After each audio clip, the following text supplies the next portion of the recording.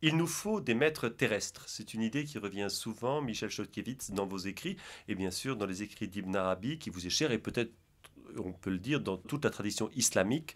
La révélation divine ne peut pas venir sans, bien sûr, un homme qui a reçu de Dieu cette révélation, et d'autre part des maîtres terrestres qui sont des guides pour le croyant, parce que le croyant ne peut pas se débrouiller dans le monde que nous connaissons sans avoir quelques références humaines auxquelles il peut s'adresser.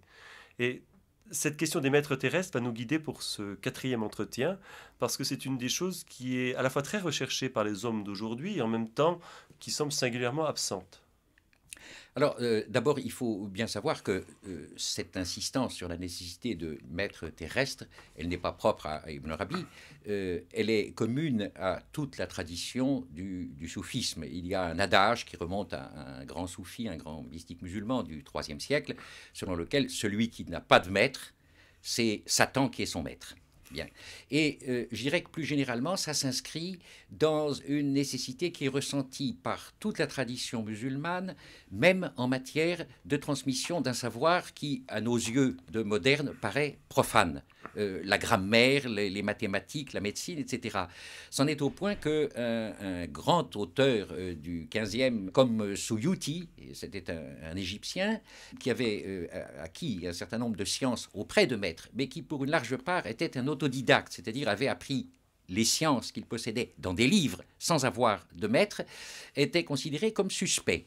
Donc, cette notion d'un maître, oustad, mourchid, cheikh, etc., enfin, ce sont les différents termes qui sont employés pour le désigner, elle n'est pas propre à la mystique, elle se trouve dans tous les compartiments de la civilisation musulmane où on ne peut recevoir de façon opérative une science quelconque que si on la tient soit du maître qui, le premier, a posé cette science, soit de quelqu'un qui la tient de lui ou qui la tient de celui qui la tient de lui. Donc, cette idée de chaîne se retrouve absolument partout. Alors, dans le cadre du soufisme à proprement parler, il faut introduire une distinction. Le soufisme, il naît de la sainteté, parce qu'à l'origine, il y a toujours un saint, et il a au fond pour objet de reproduire cette sainteté, c'est-à-dire d'amener un certain nombre d'êtres à avoir une sainteté qui soit de quelque manière comparable à celle du saint fondateur de cette tradition. Mais on rencontre là un paradoxe, parce que la sainteté, c'est en même temps quelque chose qui est donné par Dieu. Autrement dit, il y a dans la sainteté un axe vertical. La sainteté proprement dite ne peut atteindre sa plénitude que si elle vient d'en haut. Et en même temps, on a besoin d'une généalogie terrestre. Et au fond, c'est assez comparable à l'idée de la naissance, au sens charnel du mot. Dieu est le créateur, et en même temps, il a choisi de se voiler derrière les causes secondes, et notre naissance s'opère par l'intermédiaire de géniteurs terrestres. Alors, dans le soufisme, on considère qu'un homme qui n'aurait pas eu de maître, et il y en a, il y a des êtres qu'on appelle des majdoub, c'est-à-dire des êtres qui ont été arrachés par Dieu et qui ont survolé les étapes de la voie et qui sont arrivés d'un seul coup à un état spirituel élevé. Ces êtres-là, qui n'ont donc pas l'expérience pas à pas de la voie, sont des êtres spirituels respectés, mais sont considérés comme n'étant pas qualifiés pour diriger les autres. Parce que pour diriger les autres, il faut avoir fait le chemin. Donc, ces êtres qui n'ont pas de maître terrestre sont un petit peu marginaux. Et le résultat, c'est que très souvent, on voit des personnages de Majdoub, et c'est le cas d'Ibn Arabi. Les débuts de sa vie spirituelle s'opèrent sans maître terrestre. Oui, j'allais vous poser la question. On sait que sa première illumination, je crois qu'on peut employer le mot, lui vient d'un maître qu'il n'a pas rencontré, vous l'avez dit vous-même, c'est Jésus. Enfin, qu'il n'a pas rencontré en mode charnel, bien entendu, qu'il oui. a rencontré en mode visionnaire, oui. Alors, précisément, pour se qualifier comme un maître, il doit refaire les étapes de ce chemin qu'il a en quelque sorte survolé, et c'est pourquoi on le voit se mettre au service d'un certain nombre de maîtres andalous dont il nous conte l'histoire, la vie et les miracles dans l'ouvrage que j'ai mentionné l'autre jour. Tout homme qui a une perception de Dieu, et beaucoup d'hommes l'ont, heureusement, l'ont parfois. Je dirais que du point de vue d'Ibn Arabi, tous les hommes l'ont. Ils l'ont perdu. le souvenir en est effacé, mais tous les hommes l'ont. Et c'est une notion islamique qui est fondée sur le Coran. Il y a l'idée du pacte primordial qui se passe dans la prééternité et pendant lequel tous les hommes reconnaissent la présence et la souveraineté divine. Et puis le souvenir de ce pacte s'efface chez certains. Et au fond, tout le travail spirituel qui s'accomplit sous la direction des maîtres a pour but de réactualiser ce pacte dont le souvenir a été oublié et dont les conséquences n'ont pas été respectées. Le rapport au saint homme, à l'homme qui va témoigner, c'est un phénomène qui est très courant et très remarquable en Méditerranée, disons, à partir du 1er ou 2e siècle de l'Empire romain. Oui. On sait que dans toute la surface de l'Empire, en Orient bien sûr, en Syrie, l'actuelle Palestine, dans l'actuel Liban, enfin toutes ces régions qui n'avaient pas le même nom à l'époque romaine, il y a de saints hommes qui ne sont pas tous forcément chrétiens, bien sûr à l'époque ils ne sont pas tous chrétiens, les musulmans n'existent pas bien sûr, on les trouve aussi ces saints hommes, ces témoins, on les trouve dans toute la sphère méditerranéenne du Maghreb, donc la future Tunisie, l'Algérie, le Maroc, on les trouve également en Gaule où on sait que toute la religion française, tout le christianisme français s'est développé autour d'un certain nombre de saints hommes dont Saint Martin est peut-être le plus fameux, le plus célèbre, connu. Et on a l'impression que ce rapport au saint, qui, dans beaucoup de pays d'Occident, va s'identifier à la Bible, à l'Évangile, existe bien avant l'islam. Alors, donc la question qu'on se pose pour Ibn Arabi, c'est est-ce qu'Ibn Arabi n'est pas un de ces saints hommes, au XIIe, XIIIe siècle, comme il a vécu, comme d'autres, qui s'est référé au Coran plutôt qu'à l'Évangile, mais qui représente quelque chose de beaucoup plus ancien et peut-être de beaucoup moins musulman qu'on ne le croit. Alors, là, vous posez en réalité deux questions. La première, Ibn Arabi, d'abord, n'est pas le premier saint en islam, il y en a beaucoup avant lui. Des saints, il y en a depuis l'origine. Dans les ouvrages hagiographiques, les premiers saints qui sont mentionnés sont les compagnons, ou du moins certains compagnons du prophète. Il est vrai que cette notion de sainteté, sans être totalement équivalente, je l'ai déjà dit, à la notion de la sainteté telle qu'elle est définie dogmatiquement chez les chrétiens, cette notion de sainteté, elle est antérieure à l'islam et elle est extérieure à l'islam. C'est-à-dire que sous une forme ou sous une autre, sous un nom ou sous un autre, on la rencontre ailleurs, dans le christianisme, mais aussi dans le judaïsme, et surtout dans le judaïsme tardif. On la trouve bien sûr en Inde, on la trouve chez les taoïstes, etc., chez les bouddhistes, et ainsi de suite. Donc, cette idée qu'il y ait des hommes qui soient des témoins parfaits, ou presque parfaits, de la présence divine, et qui soient aussi des instruments de la miséricorde divine et des médiateurs, elle est commune, je crois, à toutes les traditions religieuses. Bon, elle prend en islam un certain nombre de traits distinctifs, mais il n'est pas absurde, en effet, de considérer que, d'une certaine manière, elle est en solidarité avec d'autres formes de sainteté antérieures. Il y a d'ailleurs eu des thèses pour soutenir que le développement du soufisme en islam s'inspirait de l'exemple chrétien, de l'exemple des moines, des pères du désert, etc. C'était en particulier la thèse d'un homme qui a joué un grand rôle dans la découverte en Occident d'Ibn Arabi, c'est Hassan Palacios. Hassan Palacios était un ecclésiastique espagnol, un homme fort savant. Et il a écrit un livre sur Ibn Arabi qui porte un titre significatif, il l'appelle « L'islam christianisado », l'islam christianisé. Alors, qu'est-ce qu'il veut démontrer? C'est très curieux, sa démarche. Il est très sensible à l'influence qu'Ibn Arabi et d'autres soufis ont eue sur la spiritualité chrétienne, et en particulier sur la spiritualité carmélitaine. Il n'est pas toujours en mesure de démontrer les chaînons historiques, mais il fait constater en effet que, très probablement, notamment en Espagne, et l'Espagne c'est un pays où l'islam avait été présent pendant 8 siècles, la spiritualité chrétienne s'est inspirée de la spiritualité islamique. Mais à ses yeux, ça n'est qu'un prêté pour un rendu, car cette spiritualité islamique, celle d'Ibn Arabi et des autres, ceux qui sont venus avant ou ceux qui viennent après, elle a été pour lui empruntée au christianisme. Alors, c'est une thèse qui, aujourd'hui, a perdu beaucoup de sa crédibilité, mais elle existe. Et le fait qu'elle ait été soutenue montre bien que, en tout cas, l'idée d'une certaine continuité de la sainteté, d'une certaine communauté de fonction entre le saint chrétien et le saint musulman a été perçue depuis longtemps. Et ça, je ne la conteste pas. Si on était relativiste ou historien des religions parfaitement positiviste, on dirait au fond, tout ça, ça revient à peu près au même. Ces gens se rattachent les uns au christianisme, d'autres au taoïsme, vous l'avez dit vous-même, d'autres au bouddhisme éventuellement, où il y a également un rapport au maître qui est important. Et au fond, tout ça, c'est du pareil au même, il n'y a pas de différence. Alors, vous, vous avez fait un choix, ça veut dire que vous pensez qu'il y a tout de même une différence. Oui, mais enfin, écoutez, là, je n'ai pas à revenir sur mon choix. Vous avez réussi à me soutirer quelques indications, mais je ne veux pas les prolonger. Alors, il y a des différences. J'en ai déjà mentionné quelques-unes. D'abord, le fait qu'il n'y ait pas un statut canonique et une gestion institutionnelle de la sainteté en islam.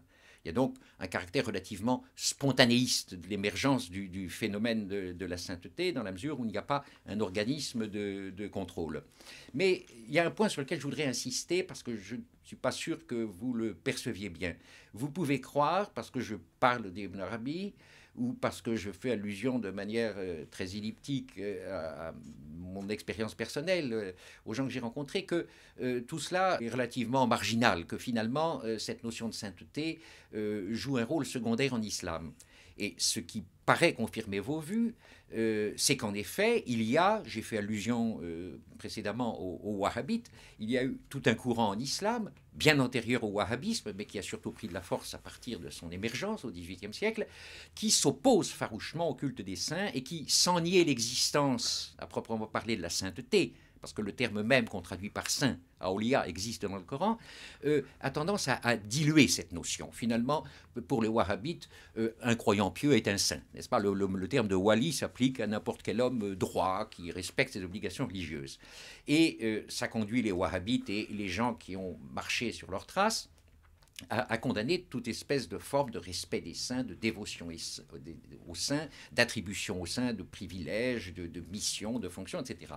Mais ce courant, d'abord, jusqu'à la fin du XIXe siècle, a toujours été extrêmement minoritaire en islam, et même aujourd'hui reste minoritaire, même si il est très bruyant et se fait remarquer énormément.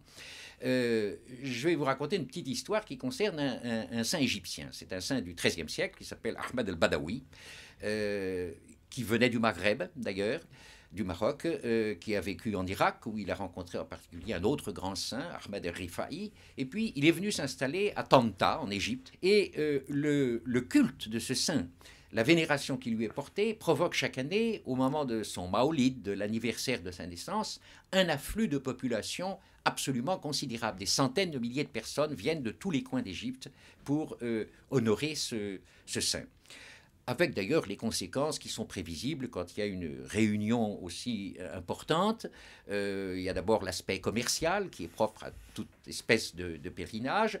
Il y a aussi parfois des activités qui ne sont pas forcément recommandées par la religion, qui se déroulent à cette occasion. Ça, c'est rassurant. Oui, mais ça donne un bon prétexte, Oui. évidemment, aux adversaires du culte des saints, qui disent c'est scandaleux, on voit mélanger des hommes et des femmes, il se passe des tas de choses scandaleuses, et ainsi de suite. Cette vénération pour Ahmed Badawi, qui est probablement le saint le plus populaire en Égypte, elle n'entraîne pas seulement vers son sanctuaire à Tanta des foules de paysans analphabètes, mais tout le monde y vient. Je connais des tas d'habitants du Caire qui sont d'honorables bourgeois, de respectables professeurs, des théologiens même, qui s'y rendent aussi. Or, depuis des siècles, sans arrêt, il y a aussi des gens pour critiquer cela. Au début de l'année, là, le 3 janvier, je voyais dans Al-Ahram, le journal égyptien, une lettre ouverte, et c'était probablement la 1000e du genre, dénonçant une fois de plus ce pèlerinage, jugeant qu'il était scandaleux d'aller chercher l'intercession d'un saint, qu'on pouvait prier Dieu n'importe où, et qu'on n'avait pas besoin des saints, prenant comme cible en particulier le ministère des Affaires religieuses, qui non seulement autorise ce pèlerinage, parce qu'il a pour fonction administrative de déterminer le calendrier des saints, l'attribution à chaque saint particulier d'une fête à un certain moment, le déroulement des processions, et ainsi de suite. Et on reprochait donc dans cette lettre au ministère des Affaires religieuses non seulement de permettre cela, mais de l'encourager. Bon. Mais en dépit de toutes ces critiques, elles ont été très nombreuses et particulièrement virulentes à partir de la fin du XIXe siècle et le début du XXe, eh bien, cette vénération pour les saints, elle demeure et elle est un phénomène collectif qui brasse toutes les classes de la société. J'ai pris un exemple égyptien, je pourrais en prendre d'autres ailleurs. Alors comment expliquez-vous que l'esprit moderne et l'efficacité moderne, même le succès moderne, se soit construit en Occident autour d'une critique protestante du culte des saints. On sait l'hostilité que les protestants éprouvent pour le culte des saints, pour la vénération d'images, même dans certains cas, puisque les protestants rigoristes refusent la présence d'images trop insistantes dans les temples. Comment expliquez-vous donc ce succès sociologique du protestantisme en Europe, et par ailleurs un succès qui semble assez fort du wahhabitisme, qui est tardif, mais qui représente un peu quelque chose du même style, un refus de ces religions populaires, du culte des saints, de ce qui est considéré comme une idolâtrie, comme un rapport trop naïf à la religion. Tout cela a fait le monde moderne. Le monde moderne est un monde qui a réussi, économiquement, sociologiquement, avec tous les défauts qu'on sait, mais qui est là. Et ce monde s'est bâti massivement, dans le cadre du christianisme comme dans le cadre de l'islam, semble-t-il, sur un rejet d'une certaine forme de spiritualité traditionnelle.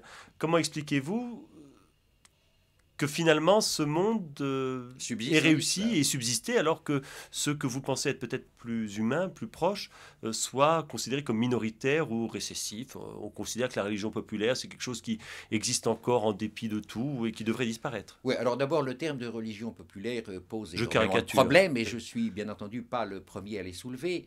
Dans le cas du christianisme, vous connaissez la thèse de Peter Brown, qui démontre que, loin d'être l'effet d'un spontanéisme populaire, le culte des saints précisément a été déterminé par des évêques souvent issus de familles sénatoriales, et qu'autrement dit, il procède d'une élite qui a dirigé la foi dans ce chemin, et non pas simplement d'une espèce d'explosion anarchique venant du peuple. Alors, dans le cas de l'islam, il se produit quelque chose du même genre, c'est-à-dire que la célébration, par exemple, des mawalids, des anniversaires des saints, etc., c'est quelque chose qui procède d'en haut, qui procède l'institutionnalisation de ces formes de dévotion, parce qu'elles existaient d'une manière non organisée jusque-là. Elle s'est faite grosso modo à partir du XIIe siècle, et sous l'impulsion d'une élite de soufis qui était très intellectuelle et de souverains qui les prenaient comme conseillers. Alors là aussi, donc, le terme de religion populaire est impropre. Il s'agit en effet de formes de dévotion qui sont pratiquées par le peuple, mais s'imaginer qu'elles proviennent de lui, n'est-ce pas, et que donc il faudrait opposer un islam populaire à un islam savant, scripturaire, etc., c'est une illusion à laquelle ont succombé dans le passé beaucoup d'orientalistes, mais sur laquelle on revient actuellement. Comment expliquez-vous même le succès du wahhabitisme, c'est-à-dire d'une religion politique ou officielle et efficace, qui récuse justement tout ce qui peut ressembler à la religion populaire pour faire une sorte de religion ou bien nationale, ou bien ethnique, ou bien une identification des masses à un idéal religieux, en essayant de rembarrer tous les intermédiaires trop humains. Et ce qui existe également en Occident, on a connu ça à beaucoup de... Alors, non seulement les wahhabites peuvent être comparés assez légitimement à un certain nombre de réformateurs dans le christianisme, mais si on remonte plus loin, Ibn Taymiyyah, qui a vécu à la fin du XIIIe siècle, au début du XIVe, et qui est au fond l'ancêtre du wahhabisme, peut être identifié d'une certaine façon à Luther, dans la mesure où il élève une protestation contre des manifestations de la foi qu'il juge déviantes, de la même manière que Luther proteste contre le trafic des indulgences, contre le culte des reliques, etc. etc. Et il est d'ailleurs significatif qu'au XIXe siècle, le relais du wahhabisme a été pris sous une forme un peu différente par le courant qu'on appelle le courant salafia en Égypte, représenté par des hommes comme le Cheikh Abdou, qui visiblement étaient très influencés par le protestantisme et au fond cherchaient à donner une version islamique du protestantisme. C'était une influence évidente, reconnue et délibérée. Je constate simplement que cette influence n'a pas été suffisante pour éteindre le culte des saints, ce qu'on appelle assez improprement d'ailleurs le culte des saints. Et je ne vois pas pourquoi c'est pas parce que l'Occident est parvenu à un certain succès technique, matériel, etc., en abandonnant tout cela, qu'il faut voir là une relation de cause à effet. Je sais que c'est une thèse soutenue par certains historiens, mais on peut penser que l'Occident aurait pu parvenir aussi à certains progrès techniques sans abandonner des formes de dévotion anciennes. Dans le cas de l'islam, je ne vois absolument pas pourquoi la réalisation sur le plan humain, terrestre, d'un certain nombre d'objectifs économiques, techniques ou sociaux serait incompatible avec la vénération au saint. Alors, pour rester toujours dans la même sphère de l'islam, de la sainteté, du rapport personnel, dans le cas d'Ibn Arabi par exemple, on est frappé par le fait qu'Ibn Arabi, dans la façon dont vous exposez sa manière d'entretenir des relations avec la foi, est un homme très libéral, très souple, qui n'impose pas des lois trop excessives. Mais par ailleurs, on sait qu'il y a dans l'islam, ancien ou contemporain, une présence très forte des prescriptions. Et la question qu'on peut se poser, c'est comment une telle construction intellectuelle élaborée, une telle sensibilité mystique très forte, peut s'accommoder de rites et d'obligations qui nous paraissent à nous, occidentaux, détachés des rites et des prescriptions, presque dérisoires. On se dit, enfin, quelle nécessité y a-t-il de faire des rites de purification, de prier, d'accepter des interdits alimentaires? La mystique est des choses tellement hautes et tellement importantes qu'on devrait pouvoir violer un rite alimentaire et être un bon mystique. Alors, la réponse, c'est que du point de vue d'Ibn Arabi et de tous les auteurs dont il est le successeur, parce que beaucoup l'ont précédé dans cette voie, et quand je parle d'auteurs, j'ai tort, parce qu'il n'y a pas seulement des saints qui ont écrit, il y a beaucoup de saints qui n'ont jamais écrit ou qui étaient analphabètes. Du point de vue d'Ibn Arabi, l'homme est un tout. Et la totalité de son être, la totalité des constituants de son être, la totalité de ses puissances doit être associée dans l'acte d'adoration divine. Ce qui explique la part que le corps joue.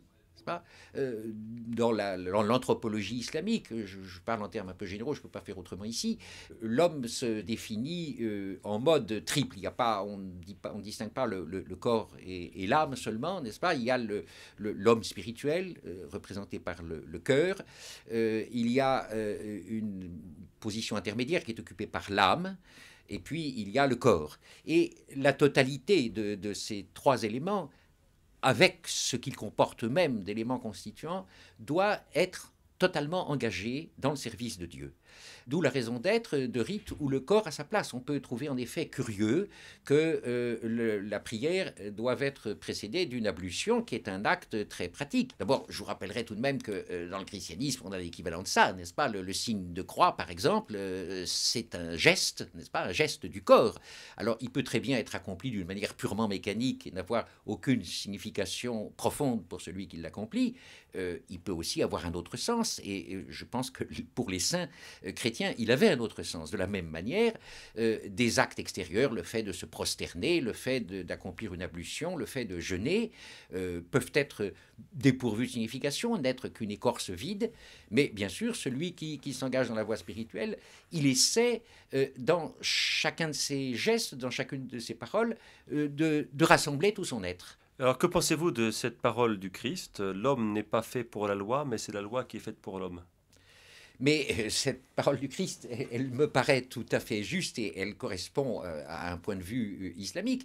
La loi est faite pour l'homme, ça signifie pour nous que la loi a été révélée par Dieu et interprétée par le prophète pour aider l'homme et non pas pour le contraindre.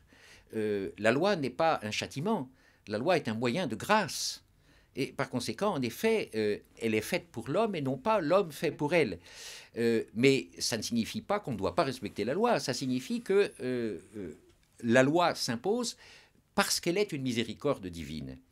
Alors, ce qui introduit une différence entre les soufis en général, et Ibn Arabi en particulier, et les juristes, et ils sont nombreux en islam, c'est une corporation qui a toujours été très prospère, c'est que, j'ai déjà eu l'occasion de le dire, pour Ibn Arabi, la loi doit être interprétée dans le sens le plus conciliant et le plus irénique. C'est-à-dire que, en tant qu'on s'adresse à la communauté, chaque homme a le droit pour lui-même de choisir l'interprétation de la loi qui est la plus rigoureuse. Et c'est bien entendu ce que fait Ibn Arabi et ce que font tous les saints. Mais en tant que le savant, quelque titre que ce soit, intervient pour interpréter la loi auprès de la communauté, il doit toujours chercher les solutions qui sont les moins pesantes. Parce que précisément, la loi a été voulue par Dieu comme une miséricorde et non pas comme une contrainte. Ce qui conduit concrètement à des interprétations de la loi qui sont, je ne dirais pas plus laxistes, mais plus accommodantes ou plus adéquates, si vous voulez, aux circonstances particulières de chaque être, que ne le sont les interprétations habituelles des juristes. Et ça, je crois que sur ce point, on se pose souvent la question, chez les musulmans, mais aussi chez les gens qui s'intéressent, par exemple, au problème des immigrés et de leur intégration. On se pose souvent la question de savoir si la loi islamique est ou n'est pas conciliable avec les contraintes de l'existence moderne.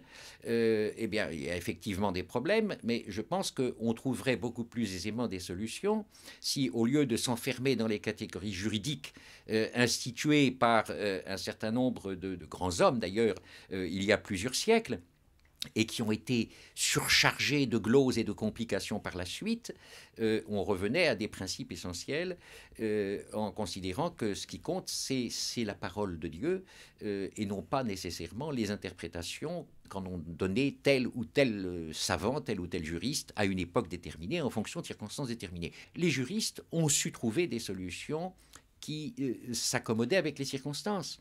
Je vais vous en citer un exemple qui est très intéressant. Quand les musulmans ont occupé l'Inde, ils se sont trouvés en face d'une population majoritairement hindoue. Et le problème s'est posé de savoir quel allait être leur statut juridique. Et il y a un certain nombre de juristes, certains étaient des soufis, d'autres ne l'étaient pas, qui ont conclu qu'au fond, les hindous, ils avaient un livre, c'était les Védas, et que par conséquent, on pouvait assimiler leur statut à celui qui était prévu par le Coran pour les Ahlul Kitab, les gens du livre, c'est-à-dire, dans le sens historique premier du terme, les juifs et les chrétiens. Il n'y avait pas eu de raison de se poser le problème avant, mais la rencontre avec une immense population qui n'était pas musulmane, qui n'était pas juive, qui n'était pas chrétienne, amenait à faire évoluer le contenu de cette notion de Ahlul Kitab.